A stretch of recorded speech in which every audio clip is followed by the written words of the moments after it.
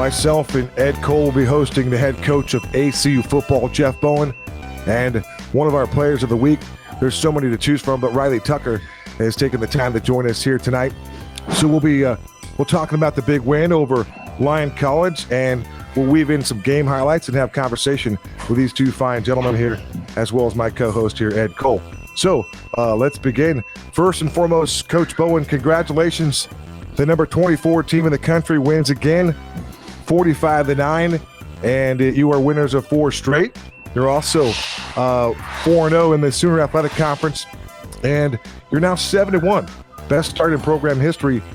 You're in the penthouse in the Sooner Athletic Conference. How's all that sound?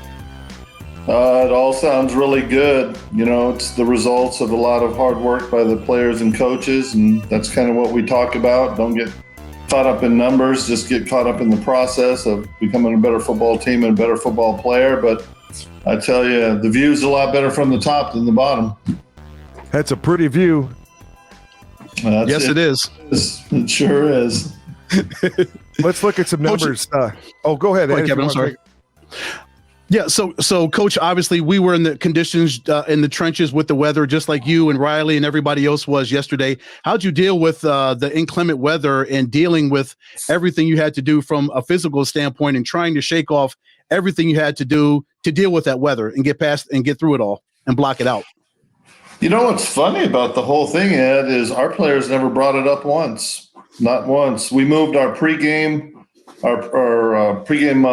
meeting before team breakfast into the weight room, and we did our stuff in there. But other than that, our guys were pretty locked in all day. It really wasn't anything they thought about. So at least they didn't say anything to me about it. So I thought their execution and their focus was good. I don't think the weather played any part of it at all.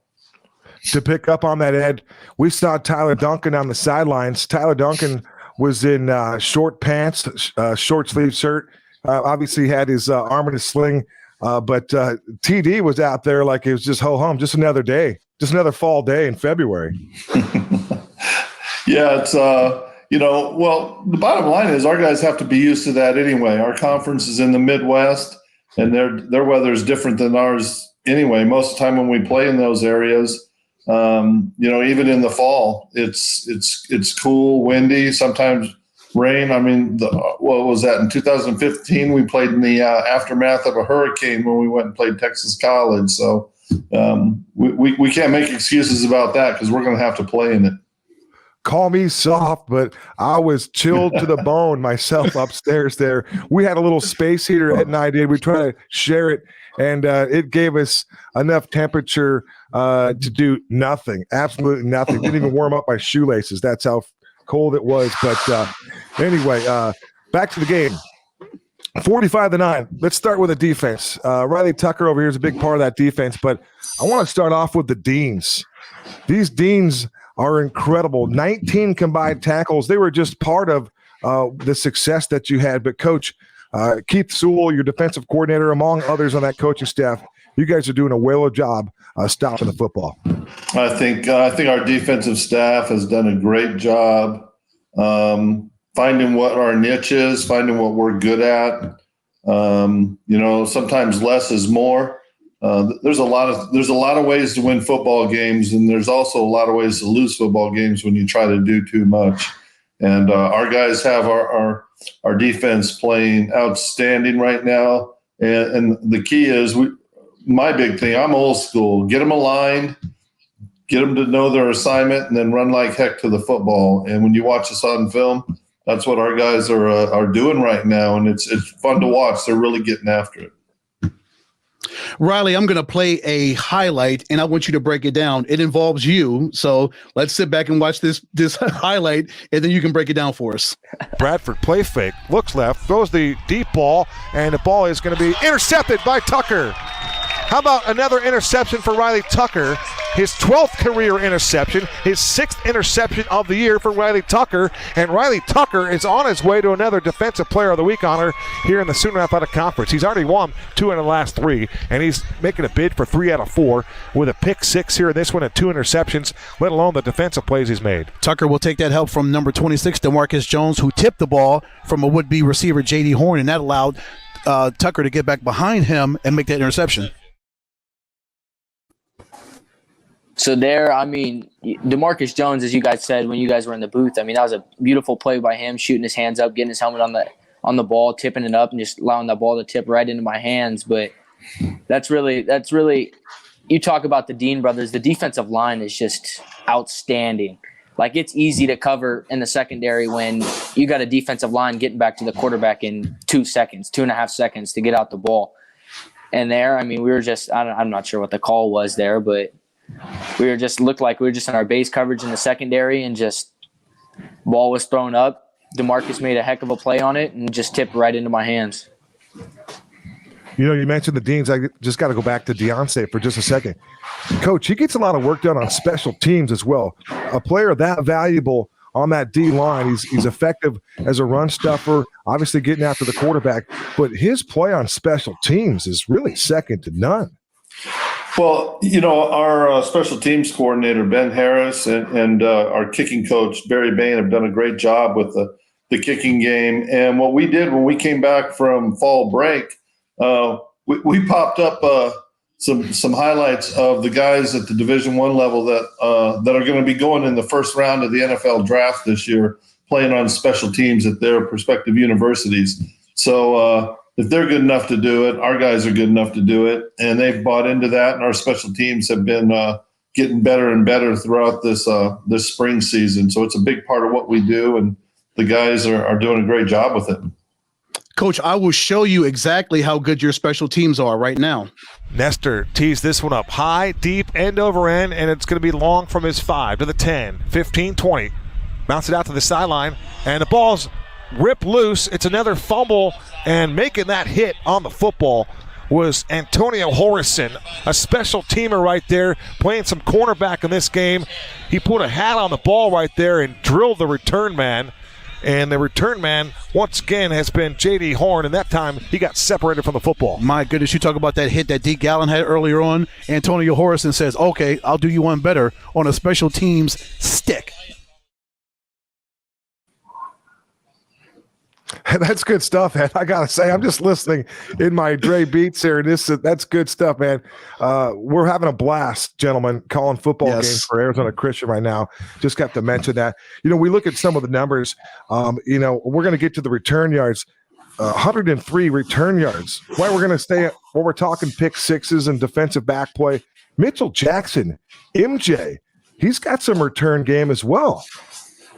Yeah, Mitch did a nice job on that interception in the game, you know, and made it weave the field and got to the sideline. And I don't know, maybe we need to condition him a little more, make sure he gets in the end zone next time. But in all seriousness, he made a great play on the ball, and he's really developed into a number one corner, a lockdown guy for us. And you know, he's only a sophomore. As is Riley. So we have a lot of youth out there on the field right now that are making big plays for us in the secondary. Coach, just 235 yards. Your defense gave up on 83 plays, an average of less than 3 yards per play. What a bullish defense. So they love to just stop. They're relentless. They just get to the ball, and they won't let anybody get any further than they'll let them. Yeah, actually, you can take a little over 70 of those yards off of the first defense. The first defense only gave up about 150 yards because we cleared the bench when they got that last drive for 70. So, you know, if you look at that, our one defense is playing lights out, getting the ball back to our offense, you know, and you know, giving us a lot of chances with the ball to put the ball in the end zone. So. You can't ask much more than that. If you're holding people to under 300 yards with today's offenses and 9 points, they didn't score till their last series with under a minute left. So, yeah, it was lights out defense on the day. We're visiting with head coach Jeff Bowen and Riley Tucker. Riley, we were talking about on the broadcast just what you could possibly do for an encore after being the NAIA National Player of the Week last week and the Sooner Athletic Conference Player of the Week. But we kind of alluded to it early in the podcast here. Another pick six. You had 4 more tackles. I think those were all unassisted, 2 interceptions. What's going well for you? You're in that zone right now defensively. I think I even saw a tweet that someone mentioned that you could very well be an All-American this year, and already heading into this season, you were the Sooner Athletic Conference Freshman of the Year. What kind of expectation did you have going into your second campaign? Well, I didn't have really any expectation. I just knew that I had to continue to play football, and just as a defense, we had to come together as one this year, and I definitely knew it was something big. I know Coach Bowen challenged the safety and the secondary group as a whole when I first came in and said that this is one of the lacking groups of positions that we have. And I took that to heart when I heard it, and I think we still do. We still have a couple people that were there when Coach Bowen gave us that speech, and I think we all took it to heart, and we all said we need to step it up. Like we don't want to be reasons that we lose games. We want to be reasons we win games. And I think our whole defense as a whole is just playing lights out so far these 4 games. I mean, shout out to all of them. On the first half of Ottawa, obviously, we had some slack there that we needed to cut back. But that second half, we stepped up, and then this game, we just continue to be good, be great. Riley, it is really scary how good you are, and you're only a sophomore. You're only going to get better. You've got at least 2 more years left in this program. What do you think you have to learn? What more do you have to do to continue to groom yourself and get better at your craft as you head into your junior and your senior years? Because the sky is really the limit for you and your talents and your abilities. All of my coaches would say get faster. They would all love to see me get faster. Coach Bowen's smiling right now. I know my DB coach Art, he's always joking with me. He said, all right, man, we just GK, our strength and conditioning coach, he's like, you need to be with him all summer, just getting faster. Hey, Riley, is your body double Devin Nielsen? Because he's wearing 15 yes, out there. Yes, he yes, for a yes. loop, and he's got some wheels. Hey, he's faster than me.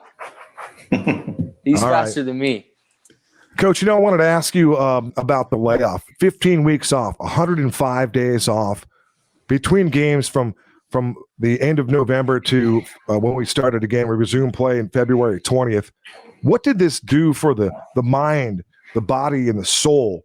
How are you guys recovering from playing football in February and just dealing with playing ball in February? What kind of toll has it taken on the coaching side of things, and of course on the player side of things? Well, I feel pretty good, so I think we're okay. And also, it's I can't even say everybody's doing it because everybody's doing it different. We just took a mindset that the ramping them up and dropping them down, ramping them up and dropping them down, we wanted to limit those waves as much as possible. So, when fall was over, we gave the guys some time off. Oh, the weight room was still open. We still had guys that were working out some. And then I think the key was when we got back, our strength and conditioning staff and our training staff did a great job of putting a program together where we could slowly build them into playing shape for February. So as soon as we got them on campus, we started them working out again, but it was a slow process. It was a slow burn. And then we've been cognizant of that. Riley can attest to this. We haven't been in full pads in practice since mid-January. We're half pads or helmets, so we're not gonna hit them out. We're gonna technique the heck out of them. Try to keep them focused and working on our craft to get better at things because this is a crazy season, People ask me if there should be an asterisk by this season. I guess they're looking for a negative response. And I say, yeah, there should be an asterisk by this season. And I said, there should be an asterisk because these kids have done something that's never been done before.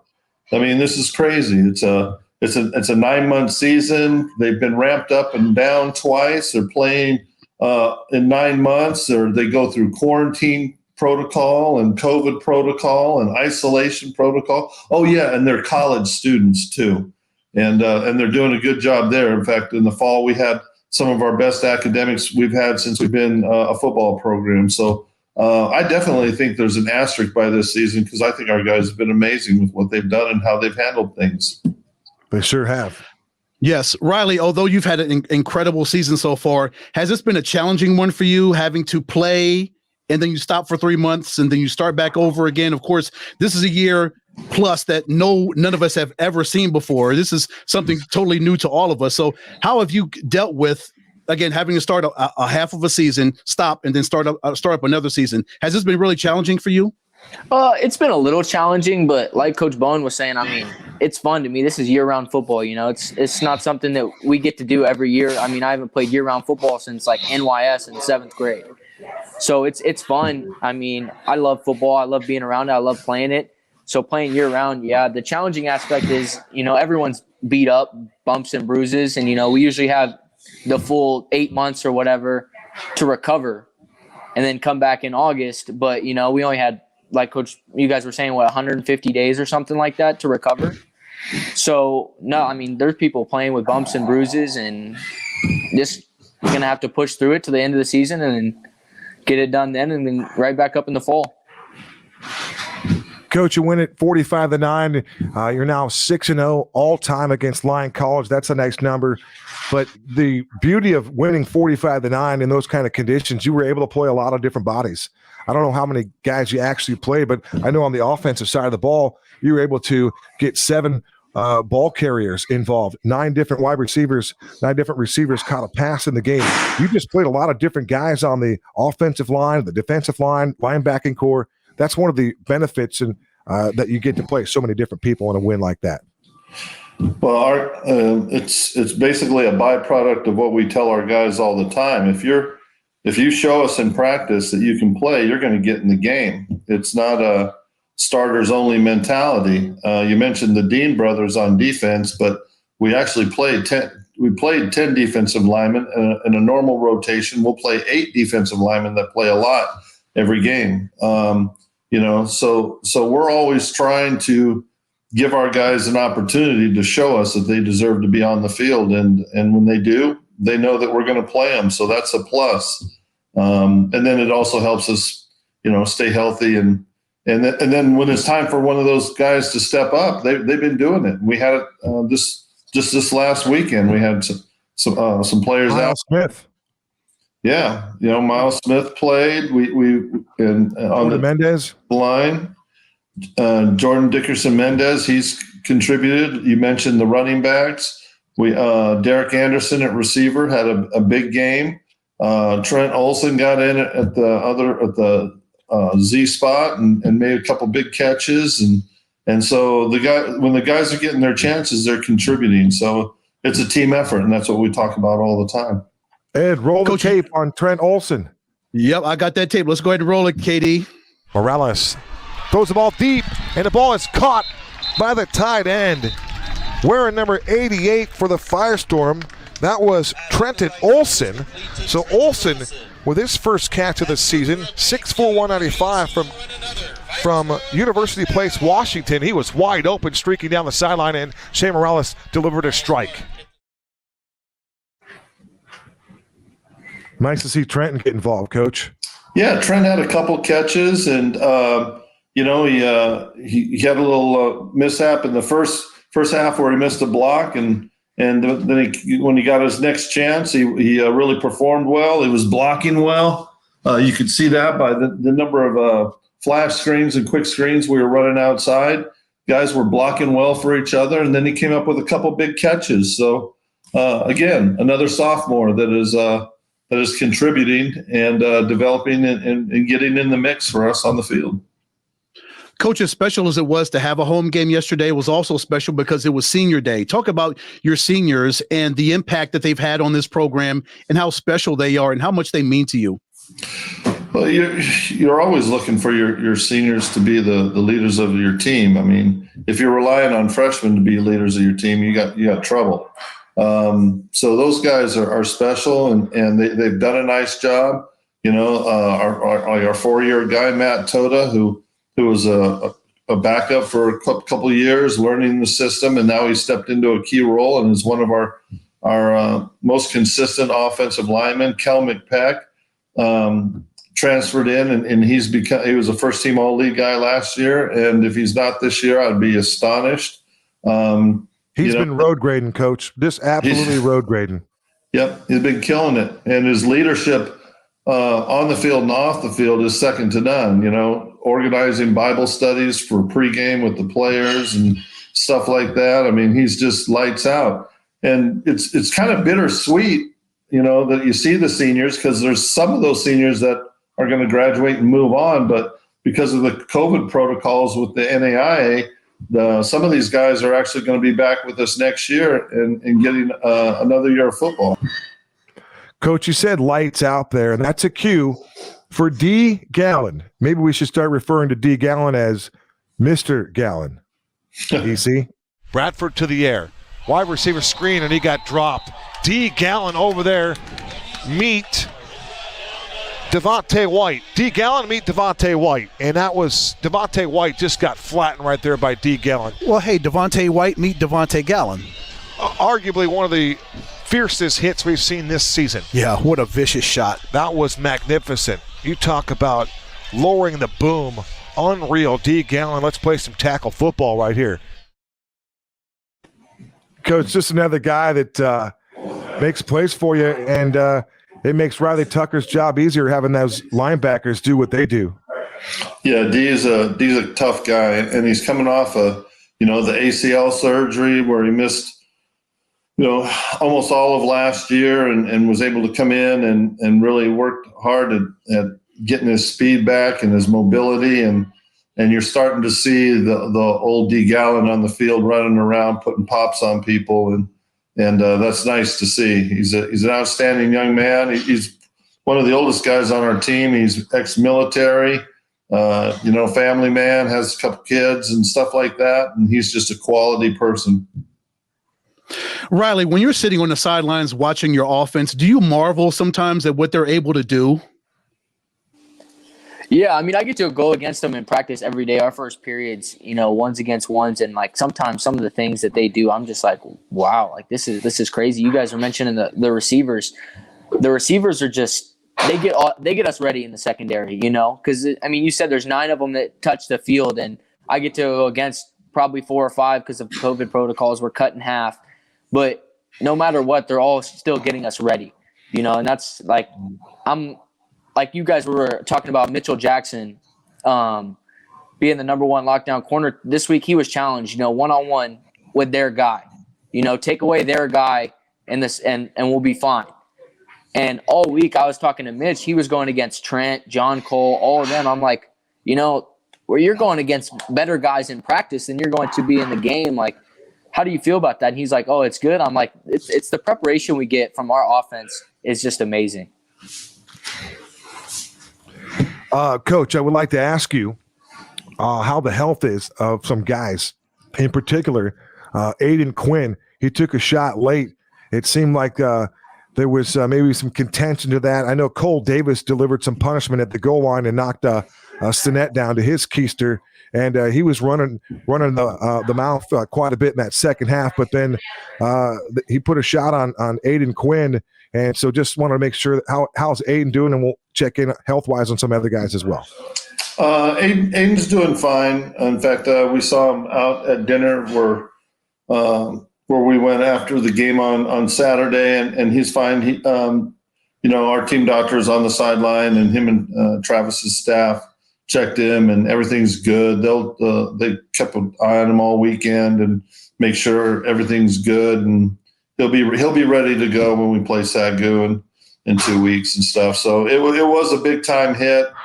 I've sent it to the conference officials. I have some questions about the play myself, and I'll see what comes of it. How about Ryan Vanderwerf? Ryan, he tweaked his ankle Thursday at practice a little bit, and then he kind of got it rolled up on in the early part of the game. Came out, got it taped up pretty good, and went the rest of the game. But we'll be resting him this week. Travis will get him in, get him treatment all week, and we'll rest him up, and he'll be ready to go for Sagu also. It seems like Jacob Hernandez is doing just fine with that cast on. Yeah, Clubber's doing well. It's Clubber Lang. There you go. Yeah, we're dating ourselves. Riley doesn't even know who that is. What is that? He wasn't even- he was- Come on, he wasn't Coach, even I've born. seen Rocky. I've seen Okay, there Rocky. you go. All right, there you go. There you go.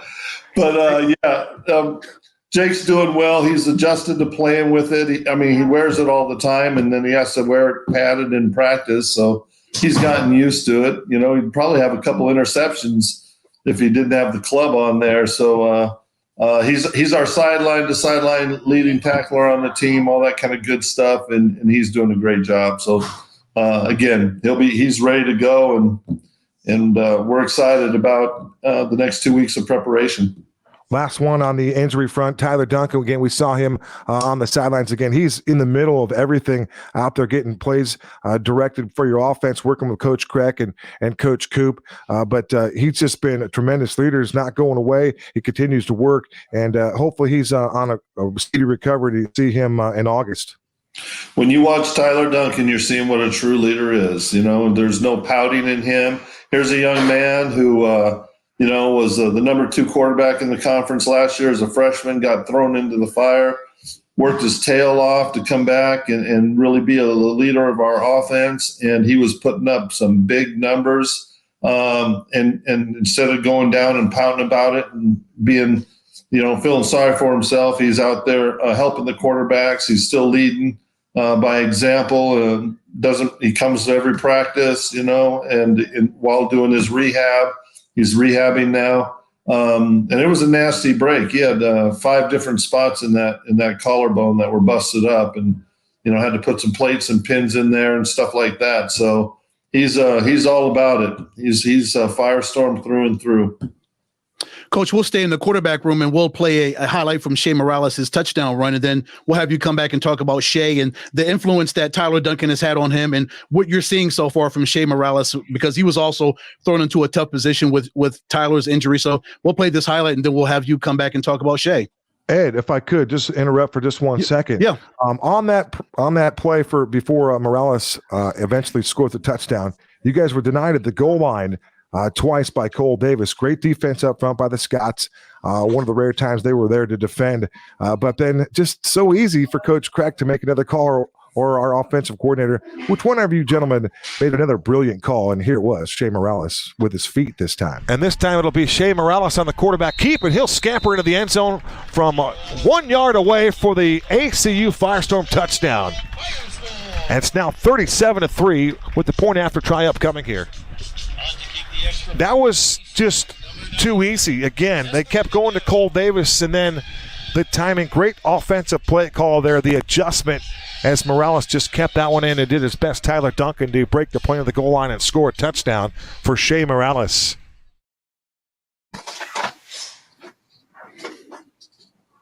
That's all you, JB. Yeah, a lot of people. Like I keep saying, I'm an old school guy. Keep doing it till they stop it, and you're going to get a heavy dose of Cole Davis and the rest of our running back core every game. And got down there tight in the goal line, and they ran a couple schemes to really try to close off some things, and then you see Shea walk into the end zone. And that's just off of our RPO look, and Shea did a nice job reading it and getting in the end zone. So, Shea had a nice outing. He was 20. The numbers are up there: 22 out of 34 for 229, threw a touchdown pass, and he also ran one in, and he's doing a nice job. We have an outstanding quarterback room. We've played 5. Here's the crazy thing: we're the 6th rated passing team in the country, and we've played 5 quarterbacks.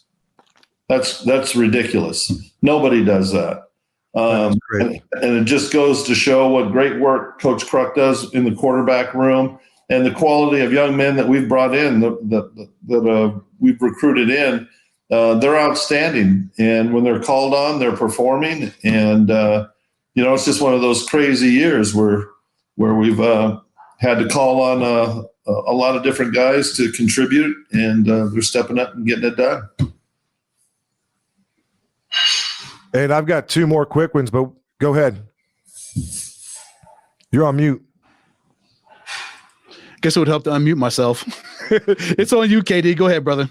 Oh, I just wanted to mention Sean Bailey, the punter, another one inside the 20, hit a 52-yarder. He's been dynamic for you too on that special teams. Yeah, he's done a nice job. He's come along nicely the last couple of weeks and really contributed in a positive way.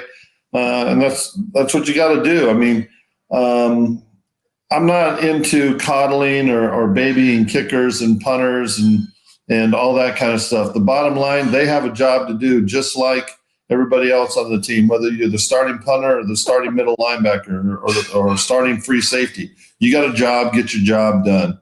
And Bailey's doing a great job with that. Nestor's doing a great job. Our kick coverage teams are doing it, and we're just going to continue to excel in the special teams area. All right, my last one then. Malik Patterson, a nice touchdown reception. It was Shane Morales' only touchdown pass of the game, but you had mentioned that blocking downfield, some of the wide receivers pitching in and getting it done down the field as well, and it was a very successful play. Yeah, was it Malik or was it Willie Cleveland? It was Willie. Check that. It was Willie. It was Willie. You're absolutely right. I thought you had played that, Ed. I thought you had that one. I beg your pardon. It was Willie. I think initially on the play, I thought it was Tariq Culpepper at first, but it was Willie Cleveland, and he did a nice job on the rack, the run after the catch. Yeah, and the thing that was really good outside was the blocking. Sid Turnbull Frazier had a great game outside blocking, and him and all the guys that were out there, they did a great job. But Sid really stood out, doing a great job blocking and getting those guys in the end zone. Ed, what do you got? Let's wrap it up. We good? Yeah, we're good. We're good. Gentlemen, absolute pleasure is ours. Riley Tucker, congratulations. Another phenomenal week for you.